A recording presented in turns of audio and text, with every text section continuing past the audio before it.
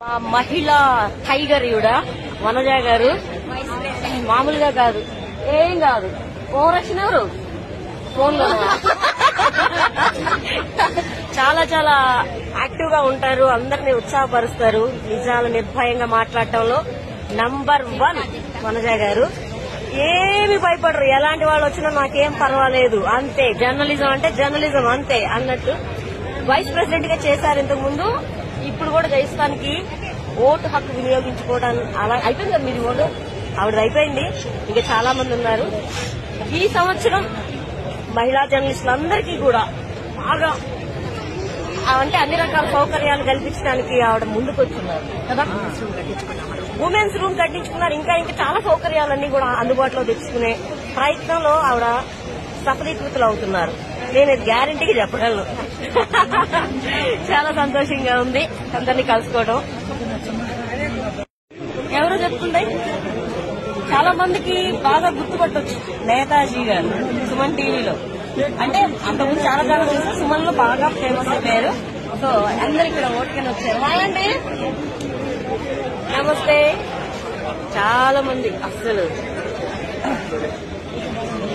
ఇక్కడ నుంచి చూస్తే ఆ చివరి వరకు కూడా కనిపిస్తున్నారు జర్నలిస్టులు. దాదాపు 2,000 మందికి పైగా జర్నలిస్టులు అందరూ ఇక్కడే ఉన్నారు.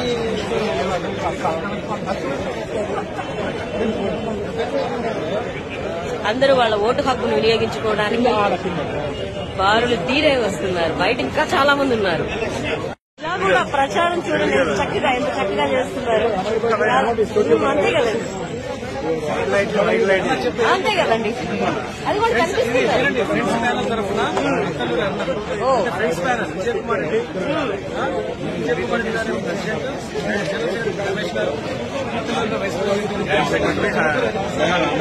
మామూలుగా కాదు, అదే ఆల్రెడీ వాళ్ళు తీసేస్తున్నారు.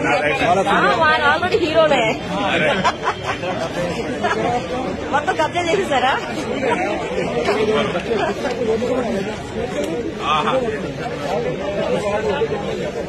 నమస్తే అండి. ప్రముఖ ఆధ్యాత్మికవేత్త అయినటువంటి శ్రీ గంగాధర శాస్త్రి గారు కూడా వచ్చారు. ఇక్కడ ఎలక్షన్ టైం కాబట్టి ఎప్పుడు ఆధ్యాత్మికంగానే చూస్తాం గానీ ఇలా ఓటు అంటే జర్నలిస్టులకు సపోర్ట్ చేయడానికి వారి ఆశీర్వాదాలు అందించడానికి చాలా చక్కగా వచ్చారు. మీ ఒక్క చిన్న అభిప్రాయం మీ మాటల్లో.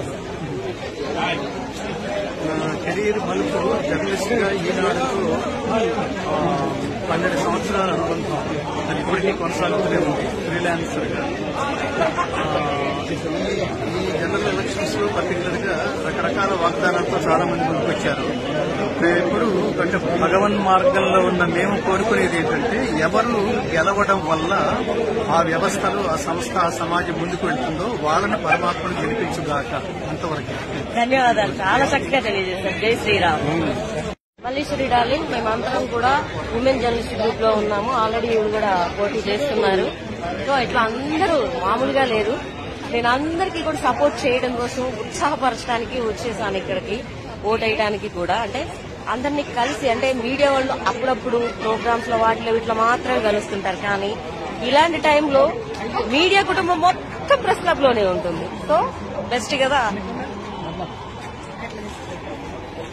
అందరికీ. మొత్తం మామూలుగా లేదు. గోపరాజు గారు ఒకసారి హాయ్ చెప్పండి. అందరూ పాత మిత్రులే. కొత్త వాళ్ళు కూడా ఉన్నారండి, ఉన్నారు. హాయ్ అందరూ హాయ్. మా శ్రీనివాస్ గారు, TV9 నుంచి ఉన్న శ్రీనివాస్ గారు, సత్యబాబు గారు నమస్కారం. మొత్తం అంతా ఇక్కడ హడావిడి మామూలుగా లేదు.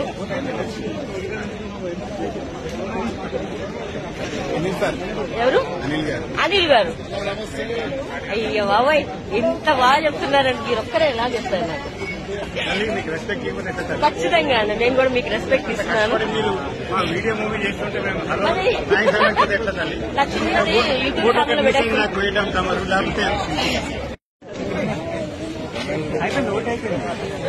హాయ్ అండి. కాదు ఉన్నా కూడా బాగున్నారండి. మీ గ్లామర్కి ఏం తగ్గలేదు. లేదండి, మీరు అలాగే ఉన్నారు అప్పటి నుంచి. కూడా తీసుకుంటున్నారా? ఇలా కూడా తీసుకుంటున్నారా? చాలా మంది చాలా హాయ్, అందరినీ ఒకేసారి చూసుకునే గ్రేట్ టైం. ఎందుకంటే మీడియా అంతా ఇప్పుడు ఒక చోట దొరకాలంటే చాలా కష్టం. అలాంటివి అందరూ కలిసి ఇక్కడ పండగే పండగే పండగ. ఏ శ్రీనివాస్ గారు పండగేనా? పండగే పండగ. చాలా చాలా ఇంకా ముందు చాలా మంది ఉన్నారు. ఇంకా అక్కడికి వెళ్తే నేను బయటికి రాలేను. అందరికీ నమస్తే. నేను ప్రస్తుతం ప్రెస్ క్లబ్ లో ఉన్నాను. మిత్రులు భరత్ కుమార్ శర్మ గారు అసలు ప్రెస్ క్లబ్. హాయ్ డార్లింగ్, నీకోసం ఎంతమంది అడిగాను, ఇగోండి మా డార్లింగ్ వచ్చేసింది యశోద. ప్రెస్ క్లబ్ లో ఎంత బాగా పోటాపోటీగా నడుస్తుంది అంటే ఎలక్షన్స్, జర్నలిస్టుల ఎలక్షన్స్. బయట కూడా ఇంత దారుణంగా అంతే ఉండదేమో అనిపిస్తుంది. ఉమెన్ ఓన్లీ రిజర్వేషన్ కోటాలో కాదు, ఓపెన్ కేటగిరీలో కూడా పోటీ చేయాలి, నిలబడాలి, ఉమెన్ సపోర్ట్ చేయాలి. అందుకే కదా నేను వచ్చింది, సపోర్ట్ చేయడానికి. ఇప్పుడే వచ్చింది, జస్ట్ ఇప్పుడే వచ్చింది. బాయ్. మొత్తం ఎలక్షన్స్, టోటల్ మీడియా అంతా కూడా ఇక్కడే ఉన్నారు. ఇక్కడ పైన చాలా మంది ఉన్నారు. అసలు వస్తుంటేనే కంప్లీట్ బయట అయితే ఫుల్ ఉన్నారనమాట. ఎలక్షన్స్ అక్కడ నడుస్తున్నాయి. సో చాలా చాలా